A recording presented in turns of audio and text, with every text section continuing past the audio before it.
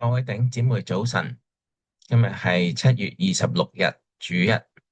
今日天氣不似預期，因為8號風球嘅緣故，我哋咧都唔能夠舉行實體崇拜，因此咧我都希望錄影一個網上嘅崇拜俾大家嚟到去使用，亦都鼓勵大家。雖然咧打風嘅時候，可能大家屋企有唔同嘅事務要處理。但係希望大家咧都按平時嘅時間嚟到去先做一個崇拜，並且喺參與網上嘅崇拜嘅時候咧，我哋都唔好俾其他嘢嚟到去分我哋嘅心，即係專心咧喺當中嚟到去敬拜上主。雖然會同實體有啲分別，但係都求主幫助我哋，讓我哋有片刻嘅安靜，預備我哋自己。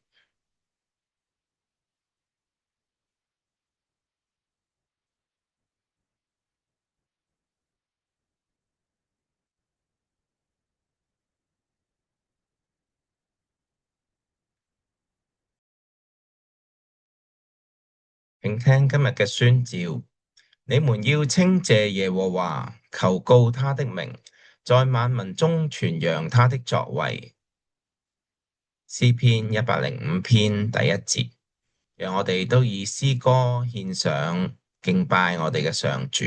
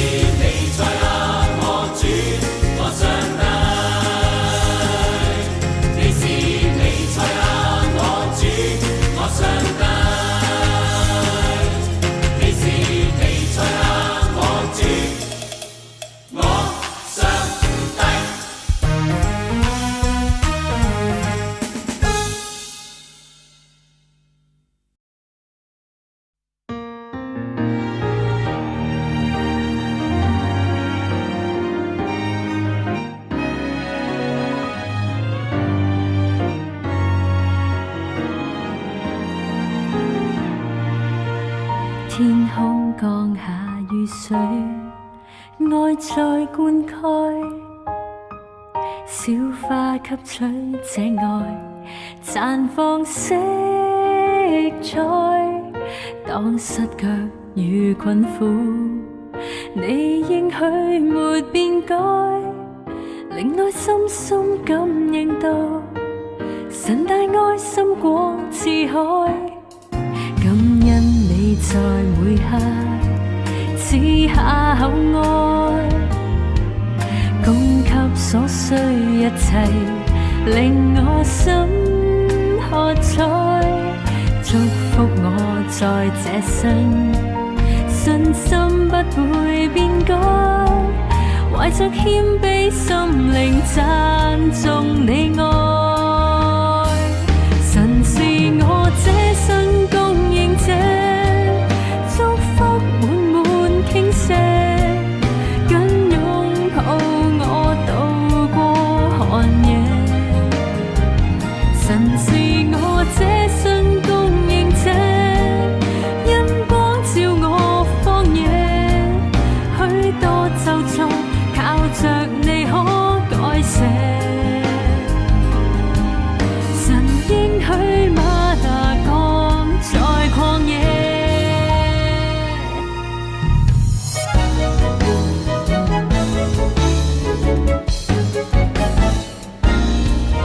感恩你在每刻賜下厚愛，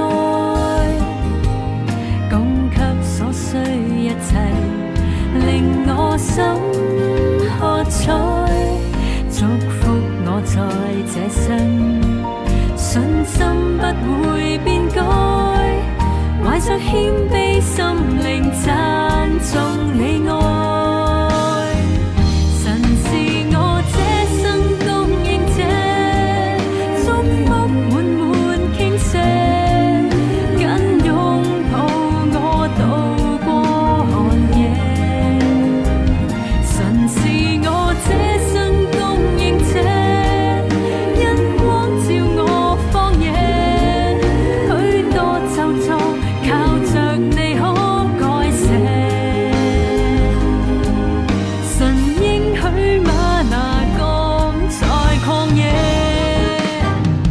神是我這生供應者，祝福滿滿傾瀉，緊擁抱我渡過寒夜。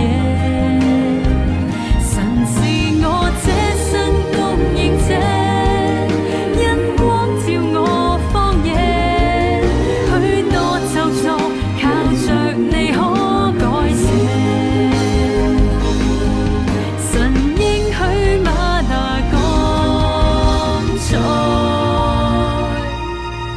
曠野。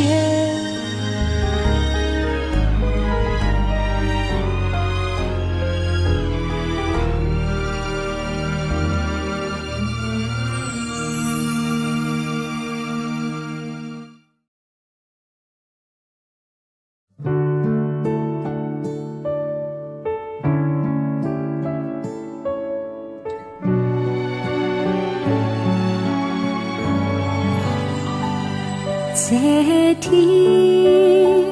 同聚於主聖殿，來訴說我主恩典。他以性命來使我完全，來使我兩眼重見光線。這天同聚於主聖殿，來訴說我主恩典。他賜盼望重生的泉源，還給我勇氣面對挑戰。恩典太美麗，無什麼可取代，為求將心全然給主，來彰顯主愛多珍貴。終生愛神，傾心傾意愛別人，才覺生命沒有枉費。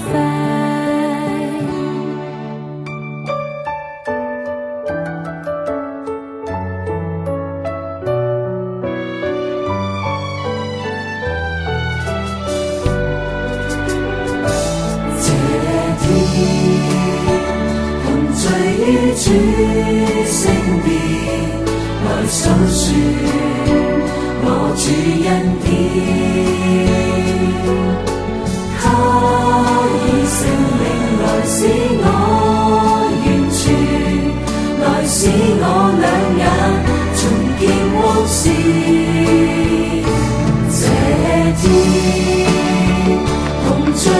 主聖言來訴說我主恩典，他賜盼望重生的泉源，還給我勇氣面對挑戰，恩典太美麗，無什麼可取替，為求將心全然給主，來彰顯主愛多珍貴，終生愛神，傾心傾意愛別人，才覺生命沒有枉費。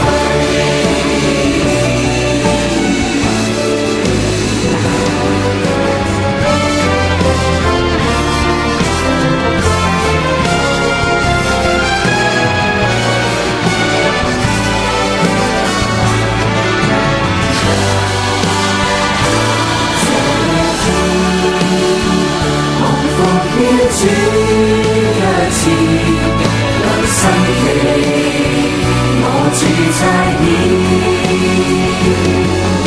深信這日勞苦不徒然，神終會賜我榮美冠冕，終生去栽種神的寵的恩惠，我一生傳揚福音，來證實主愛何寶貴。請觀看稻田，主的莊稼在面前，遼闊收成沒法估計。終於使命，不惜一切來回應，能侍奉你是最尊貴。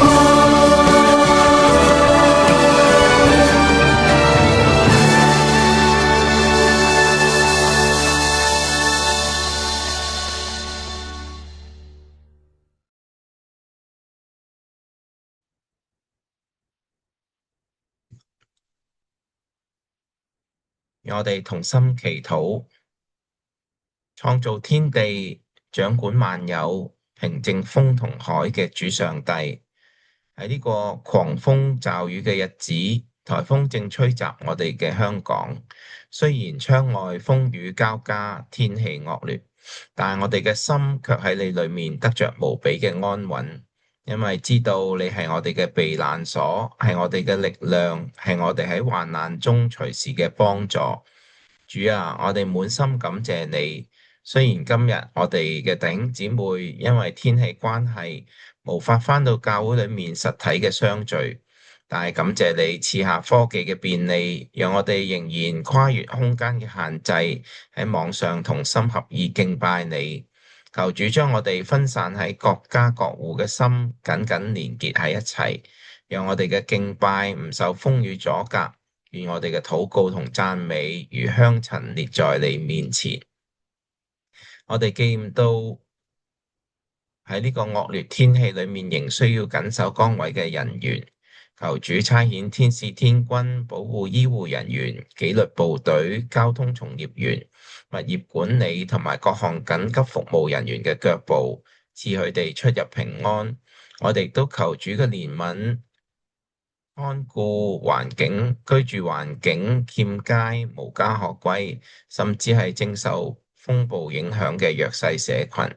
求主成為佢哋嘅遮蔽，供應佢哋嘅需要，讓佢哋喺風雨裏面經歷你自己嘅同在同埋人間嘅溫暖。昔日主耶穌喺船上責備風同海，風浪就大大地平靜。求主今日亦都平靜我哋內心嘅煩擾同埋不安，無論外面嘅風浪有幾大，或者我哋生活中面對何等嘅艱難同挑戰，求主嘅聖靈堅固我哋嘅信心，讓我哋定睛仰望你，確信你係我哋永遠嘅磐石。現在我哋將今日嘅網上崇拜恭敬交託喺你手中，求主親自膏抹帶領使用，讓每一位參與嘅弟兄姊妹都得着你自己嘅恩典。願你嘅聖言如同明燈照亮我哋嘅生命，願你嘅平安充滿我哋每一個人嘅家庭。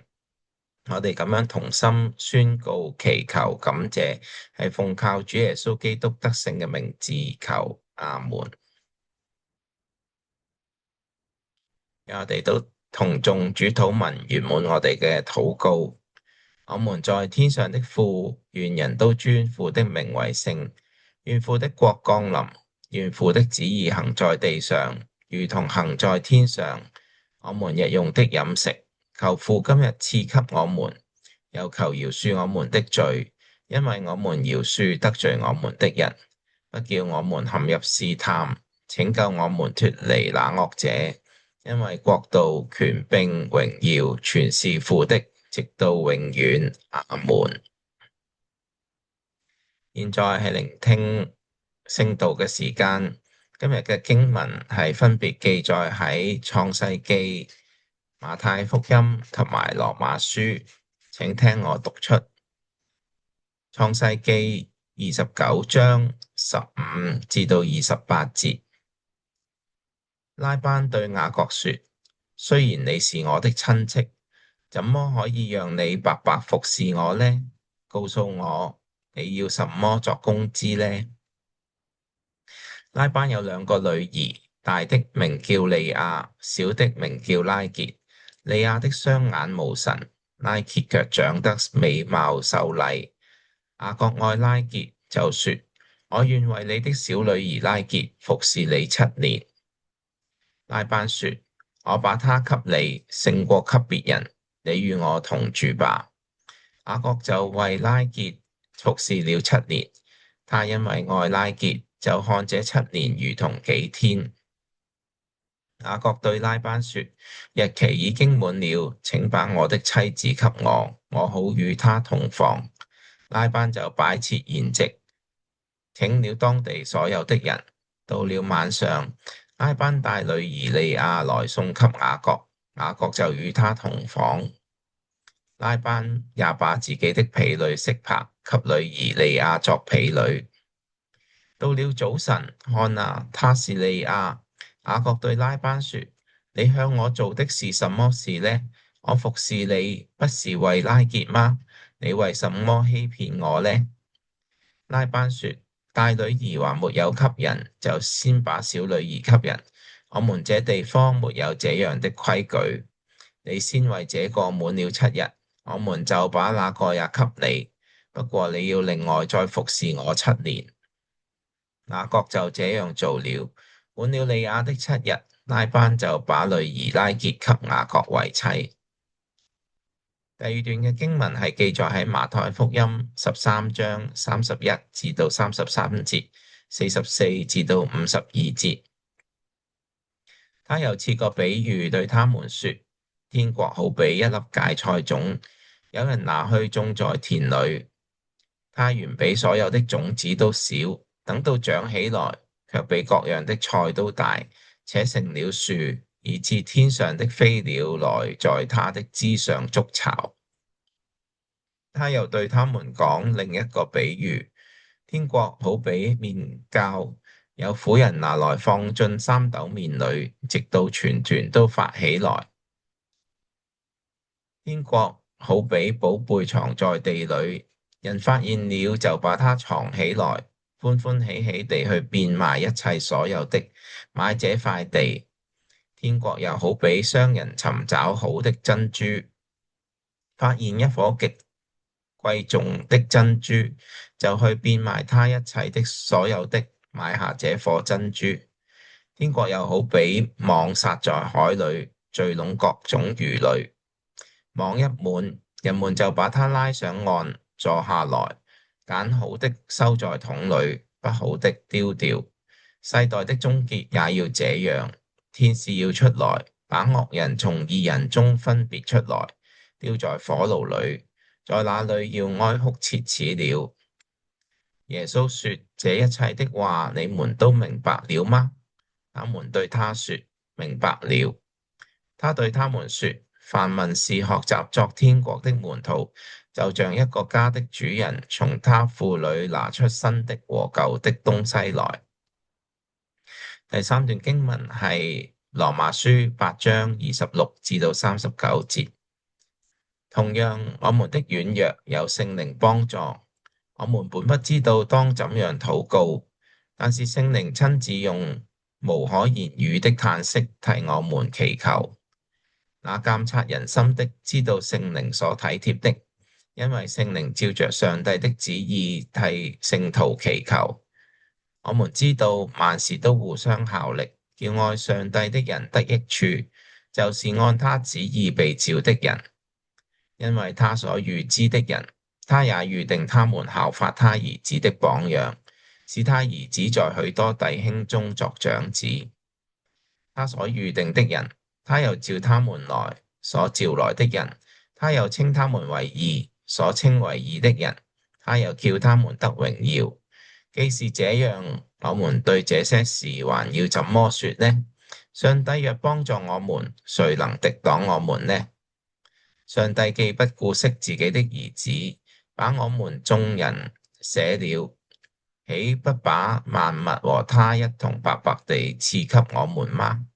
誰能控告上帝所揀選的人呢？有上帝稱他們為義了。誰能定他們的罪呢？有基督耶穌已經死了，而且復活了，現今在上帝的右邊，也替我們祈求。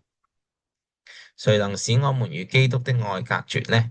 難道是患難嗎？是困苦嗎？是迫害嗎？是飢餓嗎？是赤身露體嗎？是危險嗎？是刀劍嗎？如經上所記，我們為你的緣故終日被殺，人看我們如將宰的羊。然而靠着愛我們的主，在這一切的事上，我們已經得勝有餘了。因為我們深信，無論是死是活，是天使，是掌權的，是有權能的，是現在的事，是將來的事，是高處的，是深處的，是別的受造之物，都不能使我們與上帝的愛隔絕。這愛是在我們的主基督耶穌裏的。咁我而家咧就同大家分享上帝嘅話語。特別咧，今日嘅講題係收成可期下集，可期啲咩？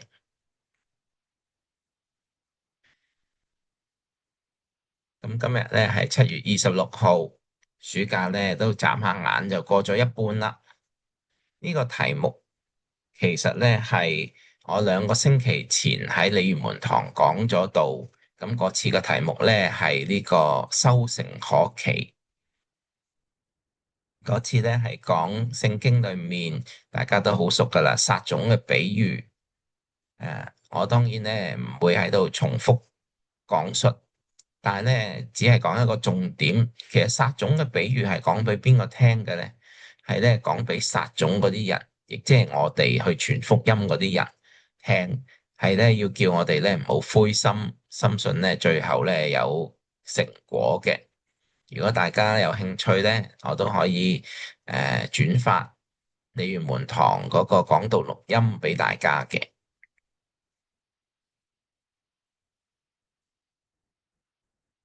今日咧，我就用福音書嗰段嘅經文同大家講呢個下集。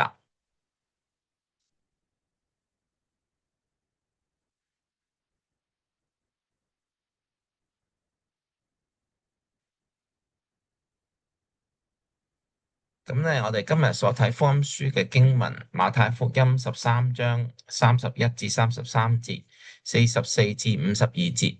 唔知大家有冇留意到當中究竟有幾多個天國嘅比喻咧？其實咧係有6個咁多嘅。呢啲比喻咧都係講到天國。咁我哋咧要點樣嚟到去理解天國咧？其實我哋咧會比較使用喺馬太福音第6章第10節。其實呢個咧係主禱文，我哋剛剛背誦過嘅內容，甚至咧亦都係近來神愛堂教會祈禱會用嚟講嘅內容，就係咧願你的國降臨，願你的旨意行在地上，如同行在天上。咁我成日都同弟兄姊妹講啦，當我哋喺聖經裏面見到分號嘅時候咧，好多時候咧都係講緊後面嗰句咧，其實係解釋緊前面嗰句嘅。所以咩係上帝嘅國咧？嚇，如果上帝嘅國要降臨嘅話咧，就係咧當上帝嘅旨意咧係被遵行嘅時候啦。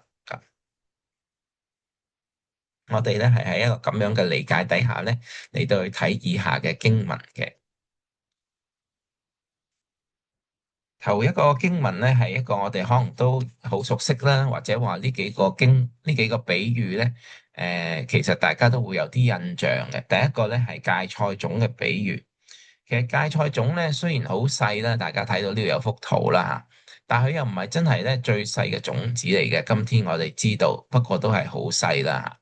然而咧，佢係卻係可以咧生成呢一棵大樹啦嚇。呢度咧俾我哋一個好清晰、好明白嘅意思，就係天國其實咧係從極少開始嘅嚇。啊，如果大家有聽過咧，其實李炳光牧師好中意講一句説話，我都好中意嘅，就係咧偉大嘅事情咧，往往咧係由微小嘅事情開始。其實呢個咧係好真實㗎。當件事情咧比較細小嘅時候咧，我哋比較能夠咧去到將佢咧做好一啲嘅。我自己咧都好感恩，生命裏面咧都有唔同嘅經驗，都同大家嚟到去分享。第一個咧係我讀完神學之後咧做宣教師，當時咧要開展青少年嘅工作，咁咧記得嗰陣時係2005年。啊，其實咧開頭咧真係得好少年青人㗎嚇。我哋咧有幾位嘅導師連埋我哋常常咧都係喺一種咧導師多過團友仔嘅情況底下嘅。其實我哋都已經好努力㗎啦。大家見到呢幅照片咧，係當時我哋舉行呢個青少年啟發咁玩遊戲啦。嗯，無奈咧頭幾年咧，其實都係舉步維艱嚇。由2025年去到唔係由2005年去到2010年度啦嚇，我哋都係咧大概最終都係10個8個人翻嚟咁樣。不過咧喺呢段咁樣嘅日子裏面咧，我又能夠即係好好咁樣咧，同我嘅團隊咧去建立嗰個團隊嘅默契啦，做一啲咧導師嘅訓練啦嚇，以至到咧當年2010年總會推動青少年工作嘅時候咧，我哋都配合，並且咧亦都再次舉辦青少年啟發咧，到後來咧我哋嘅青少年群體咧都有30幾人嘅。另一個例子咧，係我自己咧讀神學之前咧，喺教會度做課餘託管服務啊。咁咧當時咧其實我以前成長嘅教會救主堂都係幼稚園啦開頭，不過喺98年咧，因為收生嘅緣故咧，就已經結束咗啦。咁咧教會咧就計劃去到開辦課餘託管服務，我自己咧就膽粗粗報名去到開展呢個服務啦。咁咧，當時有晒計劃書嘅，就話咧，如果有30個學生咧，我哋應該就收支平衡啦。咁當時咧，啊、一班嘅籌委員咧都係好好啦嚇，就咁我哋就話如果我7月入職啦嚇，咁如果9月我哋有15個學生咧，我哋就開始啦咁樣。咁去到8月尾，暑假就嚟完嘅時候，大家估下我收到幾多個學生咧？可能有啲弟兄姊妹咧聽過啦。其實最終咧只係收到6個學生。咁當時嘅委員會咧都好好啦，係話好啦，6個都開住先啦咁樣。咁但係正正咧，因為我哋開展嘅時候咧得好少學生，但係咧我哋人手比例好充足啦，我哋咧對啲學生咧非常之好啦有人手煮新鮮嘅飯食嘅。我哋咧做完功課輔導之後咧，溫完習之後咧，又會有活動俾佢哋啦，可能手工各方面咁樣。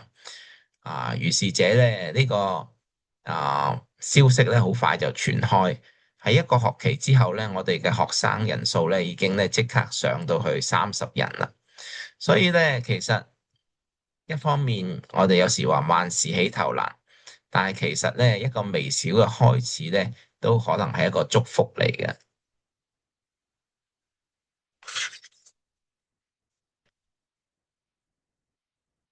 但係咧，我哋必須要啊，知道一件事，就係咧一個觀念咧，我哋必須要有人願意咧去俾佢佔有先至可以嘅，即係話咧有人要擁抱呢個意象，或者咧要喺當中有呢個信念先至得嘅。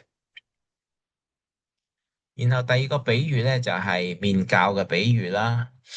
咁咧教咧係帶嚟改變嘅嚇，當然我哋平時讀慣咗可能面酵啦嚇咁。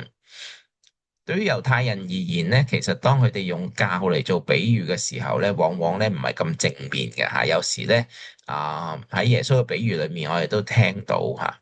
不過咧，今次咧耶穌呢個比喻咧係一個正面嘅比喻嚟嘅嚇，係講到咧嗰啲麵酵咧嚇擺喺麵粉裏面咧就能夠咧影響個麵粉發起嚟啦，帶嚟改變。實際上唔知大家有冇諗過，我哋基督教嘅信仰咧係改變咗呢個世界非常之多㗎嚇。昔日喺耶穌時代，其實婦女嘅地位非常之低啦嚇，低到你難以想像啊嚇。但係咧，基督教咧卻係為呢啲帶嚟改變啦。中國第一間女子大學咧，亦都係基督教創立嘅，仲有好多好多例子嚇。同時間咧，其實基督教信仰咧，亦都喺呢個世界裏面咧，為到軟弱嘅生命啦，為到年老嘅生命啦，為到兒童嘅生命咧，帶嚟改變嚇。今日咧，好多好多服侍有需要嘅人嘅機構咧，其實開頭咧都係一啲基督教辦嘅機構嚟嘅嚇。但係我哋今天咧，我成日都話今日咧，可能我哋冇乜人咧會再諗去改變呢個世界，冇乜基督徒咧可能再諗為上帝咧去改變呢個世界。嗯，而咧呢度咧嚇。無論係種子嘅比喻又好啦，或者麵酵嘅比喻都好啦嚇，其實都有個意思咧，就係咧，佢發生轉變嘅時候咧，我哋未必睇得見嘅嚇。我哋咧雖然今日科技先進咧，可以幫助我哋咧錄起一個植物成長嘅過程，以快速播放，但係一般嚟講咧，我哋係睇唔到植物咧嘅生長㗎嚇。其實植物都生長得好快下㗎嚇咁，或者咧。麵酵都係啦嚇，佢自己咧就喺度運作。其實呢個咧都係一個天國嘅比喻咧，就係天國嘅工作咧係一路喺度進行嘅當中啊，未必係我哋睇得到佢嘅轉變，但係佢一定會發生啊。當然有時咧天國帶嚟嘅轉變咧，亦都係可以好好激烈嘅嚇。好似咧喺《使徒行傳》第17章第6節嗰度咁話。那些人找不着他們，就把耶孫和幾個弟兄拉到地方官那裏，喊叫着：這些攪亂天下的人也到這裏來了嚇。以前喺聖經裏面，基督徒被稱為咧攪亂天下嘅人啊。然後咧，我哋再睇咧，跟住落嚟嘅兩個比喻咧，就係咧同一啲珍寶啦、珍珠有關嘅嚇。咁咧兩個咧第一個比喻咧係講到咧啲寶物咧埋喺地裏面啦嚇，咁咧就呢個都係過去啲人咧好常嘅做法嚟，大家都可以想像當時都有銀行呢樣嘢嘅，不過咧唔係一般人會用噶啦嚇，只係啲好有錢嘅人先至會用嘅嚇。咁所以一般人咧都係埋喺地裏面啦嚇，同埋咧亦都係即係當有人發掘到嗰啲寶藏嘅時候咧，其實咧就屬於發掘嗰個人噶啦嚇。點解咧？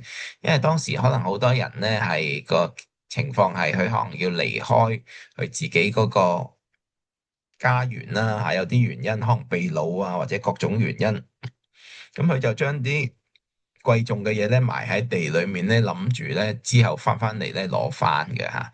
不過咧就未必係經常都可以翻到嚟啦，咁樣嚇。咁所以咧嗰當時嘅處境係咁樣啦。咁咧其實呢個比喻咧都有啲咧我哋睇唔到嘅地方㗎嚇，就係咧釋經學者咧話俾我哋聽咧，其實嗰個人揾到嗰啲地裡面嘅寶藏咧，係因為咧佢工作啊嚇。係因為咧佢嘅工作咧可能去耕田啦、掘地啦嚇，並且咧掘得咧相當之深啦，咁佢先至咧真係咧去越揾到嗰個寶藏嘅嚇。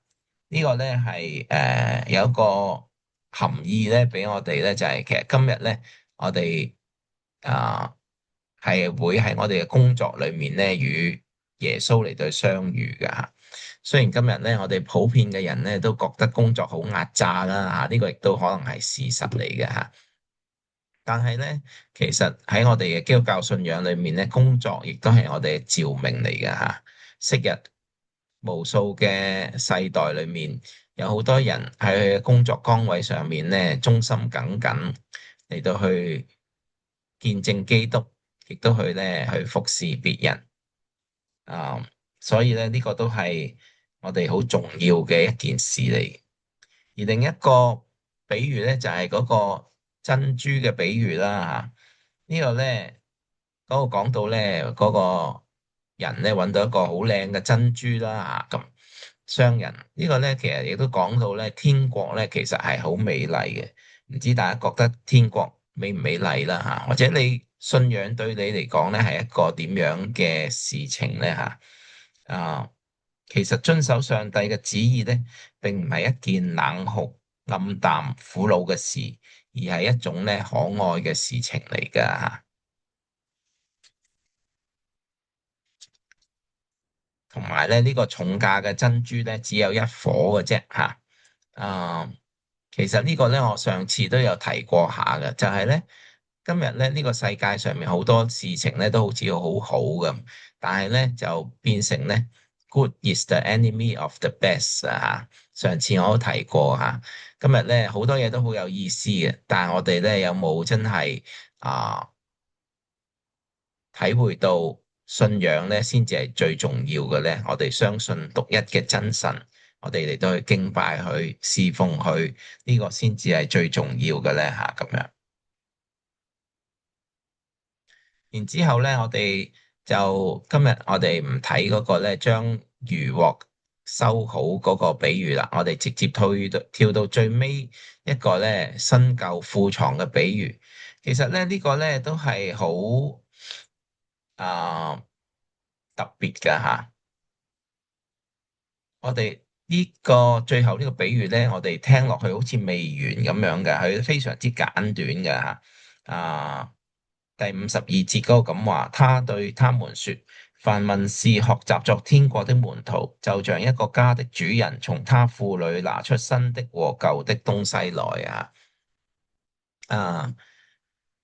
我哋咧有時會諗起耶穌講新舊難合嘅比喻啦嚇，新皮袋就要裝新酒，新酒要裝喺新皮袋啦，之類之類咁樣啦嚇。所以咧就對呢個句説話有啲誤解。其實喺呢度咧，耶穌咧係講咧嚇，即係咧我哋嘅信仰咧唔係咧淨係講新嘅嚇，其實我哋人生裡面過去嘅經歷咧都係有意思㗎嚇。啊，新呢度嘅新咧，當然係指到福音啦，嚇，當然係指到我哋信仰啦，嚇。但係舊咧，其實咧都係指到我哋人生裏面，可能我哋過去嘅才幹啦、恩賜啦，甚至係經歷咧，嚇，其實咧都係有佢嘅意思噶，嚇。我哋相信我哋每一個人咧都係喺上帝嘅帶領底下，所以咧今日去到總結嘅時候咧，我哋睇呢個。啊，天國嘅比喻吓，有三件事情。第一咧就係天國係由小嘅開始啦，改變咧會慢慢出現嘅。第二咧就係咧天國咧係最有價值嘅，值得我哋全力以赴嚟到去追尋啦。同埋咧，我哋喺呢個過程裏面咧，我哋並不需要咧捨棄我哋嘅過去嘅。讓我哋咧同心祈禱。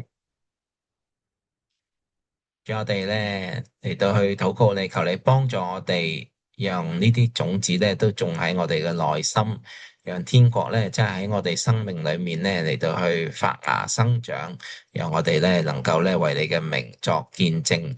叫我哋感謝讚美你，願你得着一切嘅榮耀頌讚，求你都賜下平安俾我哋當中每一位，聽我哋祈禱，奉主耶穌基督得聖名自求，阿門。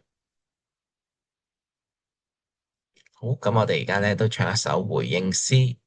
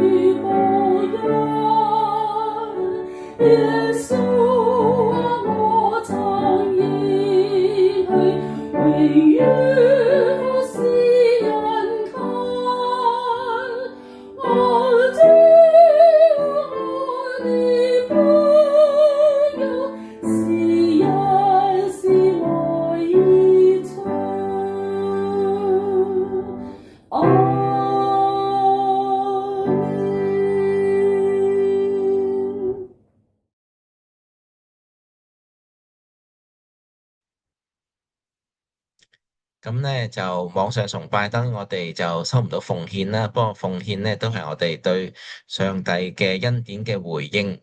咁跟住落嚟幾版咧有呢、神愛堂嘅奉獻方法，大家如果有需要咧可以暫停嚟到去使用。大家亦都可以將預備咗嘅奉獻咧放喺信封裏面，等下個主日帶返嚟教堂咧再奉獻嘅。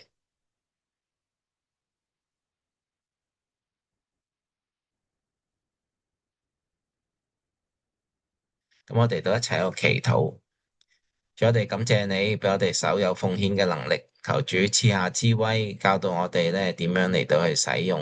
感謝你聽我哋祈禱，奉主耶穌基督得聖名之而求，阿門。咁都同大家咧有啲家事消息嘅時候啦，呢個都係夾埋噶啦。首先咧都歡迎大家參與呢個網上崇拜啦，咁咧就神愛堂咧今日原本咧係葉鳳霞姑娘就翻嚟講道嘅啊，咁啊因為崇拜嘅緣故，因為颱風嘅緣故就嚟唔到啦，咁佢答應咧遲啲會再嚟嘅。另外咧就本來今日會長林津牧師咧就會同觀塘堂嘅弟兄姊妹咧嚟到去神愛堂探訪嘅不過因為颱風啦，可能都要再安排啦。咁呢個安排咧，其實鯉魚門堂都有嘅好似就係10月份咁樣嘅咁咧，本來我今日就係去鯉魚門堂講道嘅咁而家咧就兩邊都一齊講啦。另外咧，大家都應該知㗎啦，岑牧師嘅媽媽咧，岑師太咧就喺7月8號主懷安息啦。安息禮咧就喺8月8日下午2點半喺安素堂舉行嘅，咁都請弟兄姊妹代禱紀念。咁嚟緊8月5號星期三晚咧就有神愛堂嘅教會祈禱會啦我哋其實都係呢一個主禱文系列嘅祈禱會嚟嘅，都請弟兄姊妹預留時間啦。咁咧呢啲呢個神愛堂喺8月30號主日下晝2點至4點咧有一個嘅聖經講座咁咧都歡迎鯉魚門堂嘅弟兄姊妹參與嘅咁又可以過嚟神愛堂行下啦。咁就係啦，喺祝福之前咧，就仲有另一個消息啦，就係大家都知啦。咁我哋嘅長牧李景牧師之前都離世啦請大家咧都代禱紀念，亦都咧佢嘅安息禮咧都係安排緊，應該會係8月22號星期六嘅早上嘅。咁咧有進一步嘅消息再同大家講。咁我哋咧一齊祈禱領受祝福。主，我哋感謝你，俾我哋有生命氣息，俾我哋有身邊嘅家人求主都喺呢個風雨飄搖嘅日子，讓我哋咧都可以好好休息，亦都珍惜同家人相處嘅時間，更加紀念呢嗰啲孤單受傷嘅靈魂。主你咧必不撇下佢哋嘅主，因為你咧喺聖經裏面話你使孤獨嘅有家，主，我哋感謝讚美你，求你賜福我哋當中嘅每一位。願望我主耶穌基督嘅恩惠、天父上帝嘅慈愛、聖靈嘅感動、交通契合，常與眾人同在，從今時直到永永遠遠。阿門。咁大家好好休息下啦，遲啲見。